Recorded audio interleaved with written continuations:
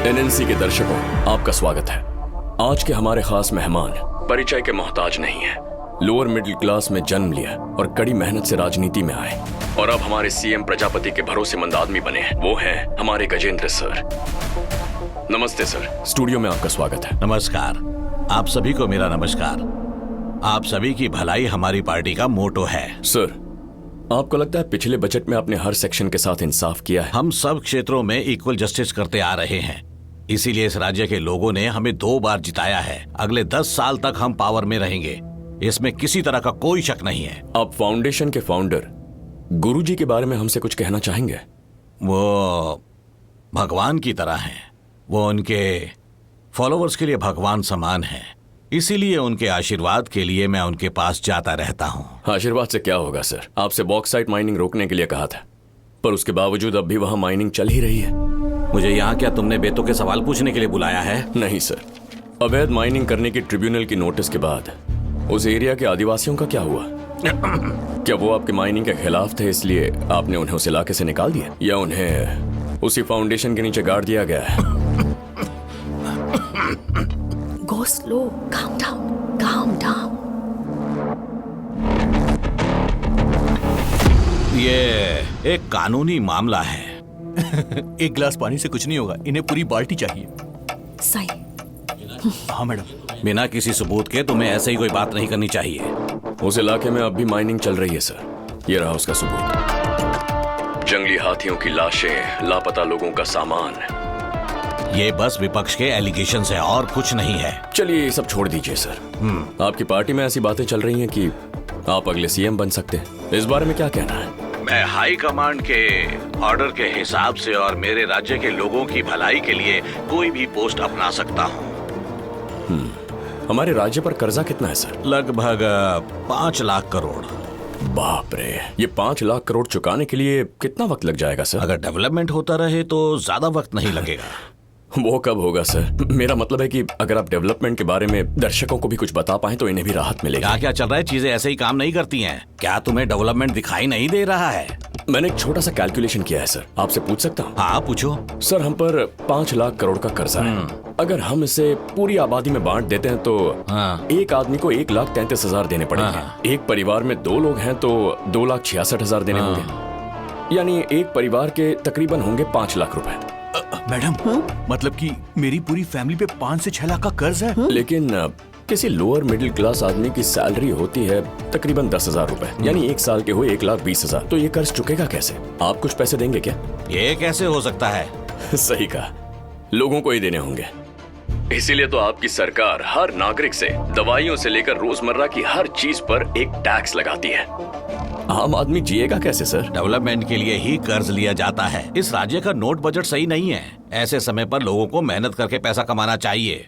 तो उन्हें आपकी तरह मेहनत करनी क्यों चाहिए। नहीं? मैंने नारियल, संतरे बेचे हैं, कितने सारे व्यापार किए हैं। बिना मेहनत किए कोई भी यहाँ तक नहीं पहुँच जाता है। पर आपके साथ व्यापार करने वाले अभी भी उसी हालत में है सर। तो फिर आप इतने अमीर कैसे बन गए? यकीनन आपने लाखों नारियल बेचे होंगे। आपने जो नारियल बेचे उनमें स्पेशल क्या था सर? तुम टोंट मार रहे हो? किसी की कमाई संसाधनों को इस्तेमाल करने और ताकत पर निर्भर करती है। तुम्हें नहीं पता है ये? तो आप कह रहे हैं मिनिस्टर बनने के बाद संसाधनों का इस्तेमाल करके आप अमीर बन गए? क्या मैंने ये कहा? हाँ, ये कहा मैंने। सर, मैं जानता हूं कि जब आप पहली बार एमएलए बने थे तब आपने खुद ये डिक्लेयर किया कि आपकी टोटल संपत्ति 40 लाख है, पर पिछले साल आपने 400 करोड़ का इनकम टैक्स भरा है और ये ऑफिशियल है। अगर आपके पूरे परिवार का हिसाब जोड़ें तो ये बनता है 4,000 करोड़ रुपए। तिरुपति मंदिर में मिलने वाले सारे डोनेशन एक तरफ और आपका डोनेशन एक तरफ। ओह, कलेक्शन किंग। इतने पैसे आप कमाते कैसे हैं?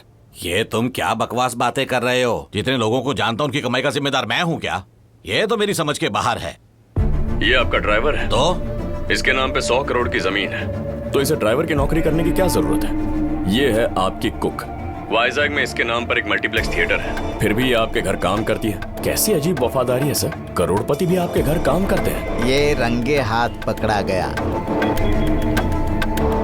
लेकिन उनको इस बात की भनक तक नहीं है कि वो करोड़पति है। अजीब बात है कि राज्य कर्ज में डूब रहा है लेकिन आपकी संपत्ति बढ़ती जा रही है। ये गजा तो अब गया काम से।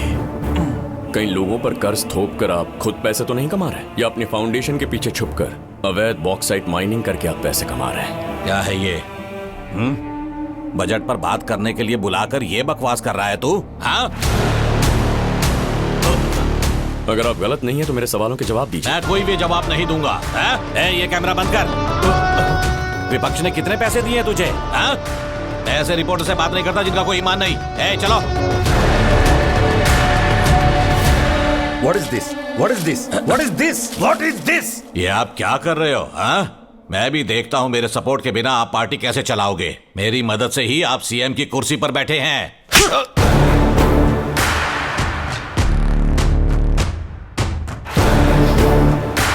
मैं तुझे दिखाऊंगा मैं कौन हूं। Get out! Get out! इसका अंजाम बहुत बुरा होगा। बता देना उसको, बता देना। आप सभी को नमस्कार। नमस्ते सर। मैंने मिनिस्टर गजेंद्र को उनके करप्शन और अपने पावर का मिसयूज करने की वजह से तुरंत पार्टी से सस्पेंड कर दिया है। आज से उनका हमारी पार्टी से कोई संबंध नहीं है।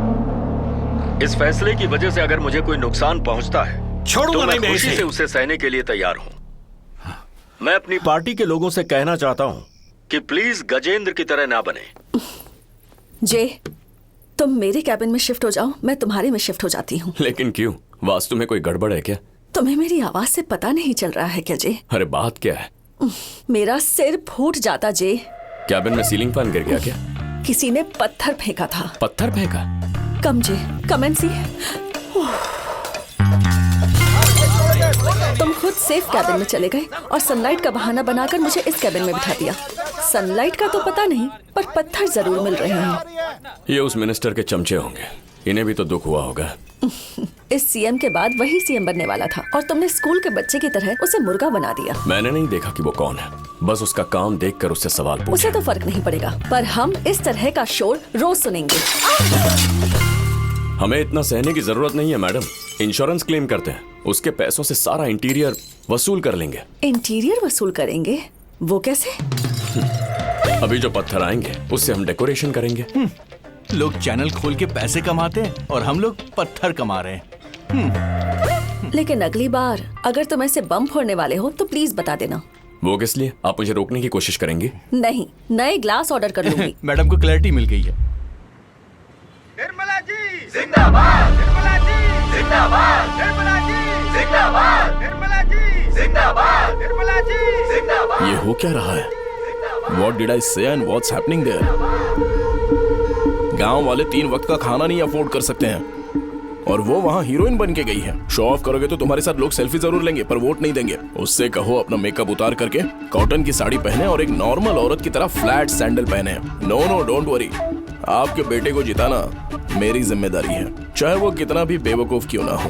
पैसा बांटना पड़ेगा, हम वोटर्स को फिजिकली अपनी तरफ करेंगे, ये बहुत जरूरी है। आज की जनरेशन के पास इंटेलिजेंस है पर पेशेंस नहीं, उनकी जरूरतें हैं पर समय नहीं है, वो सब के सब आलसी हैं। आजकल सबके पास फोन है 24 आवर्स, इसलिए हमारा हथियार है सोशल मीडिया। हम बस पब्लिसिटी नहीं, उन्हें इन्फ्लुएंस भी करेंगे। यूट्यूबर्स, ब्लॉगर्स, इन्फ्लुएंसर्स, सबको खरीद लो, चाहे वो कोई भी हो।